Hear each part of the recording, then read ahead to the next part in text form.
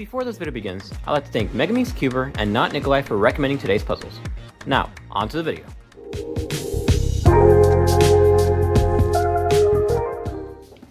Alright, so we've received this interesting package with what I believe are the top 2 most recommended Pyraminxes.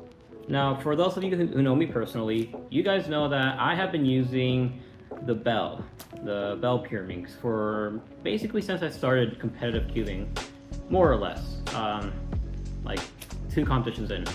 So I did ask a couple friends what Pyraminx they recommended, and these were the top 2 choices. So in today's video, we'll be unboxing this Pyraminx package. All right, here we go. So this package, I think, will be the toughest one to open since I started these unboxing videos. Gosh. So there's one, and here's the other. Wow, look at that. But yeah, besides the package format, and wow, they were really rough with this, wherever the heck they were sent. As you can tell, one of them is an angstrom setup, and in this video I'll be checking out if price really truly matters when buying new puzzles. So here we go. So I'll start off with the cheaper one, the Weilong. As many already know it. It is pretty affordable for anyone who wants to get into Pyraminx. As far as I know, it's a really solid Pyraminx, but I've never actually speed solved with one. So here we are. Extremely aggressive packaging. Don't think this is part of the plan. Like, I'm not trying to make the Weilong look any worse or any better. I'm just reviewing both of them equally. And yeah, so here it is. Feels really light, as most Pyraminxes nowadays feel. The Bell is pretty heavy, so I'm not quite used to it yet. Alright. It's very frosty, so, or at least it feels kind of frosty. It looks glossy on camera, but frosty in person. Yeah, it's really hard to keep my grip on this. Not sure. Gosh. Very light, but the tips feel pretty good. I mean, I'm not sure. Not as magnetic as I was expecting them to. And I don't know. It could be a lot more controllable. Not really. Very hard to grip. But yet again, I am not really a Pyraminx solver. So that makes 100% sense. So far, I the only critique I have is just how controllable it is. And I do say it is pretty hard to control. You know? But that's enough for the Weilong for now.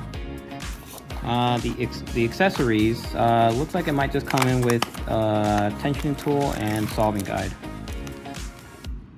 Yep. And it comes with an extra core, some GES nut tensioning, and screw. So yeah, that's all I have to say for the Weilong. Very underwhelming, if I do say so myself. I normally don't like to judge puzzles right off the bat, but it's extremely hard to control, and not a big fan of that. Here we are, the angstrom Gan Pyraminx. So it comes with these extra nuts, very useful. I do know how to handle those. And yeah, here it is, the Gan Pyraminx. Wow, very gummy. But so far, overall, it's a little easier to grip. So yeah, let's see the tips. Ooh, the tips are nice and magnetic. They stay in place quite well. Personally, I do find it a little too gummy, but I feel like it's something that you can get used to pretty well, and it'll probably fade away with time. Nice primary internals with the honeycomb design. I really like that. So yeah, so now we're moving on to the average of 5 portion, where I put these both toe to toe in an average of 5 battle to see who can prevail and come out on top. On screen, you'll be seeing my best solves for the Weilong and Gan Pyraminxes. Now for the Weilong, I was actually quite shocked with how fast and fluid it was. I had a little bit of trouble with misturning and overturning, but I think that's just due to personal preference and my turning style. I do think it's something you can get adjusted to pretty easily. My overall average was a 10.20, so pretty average times for me.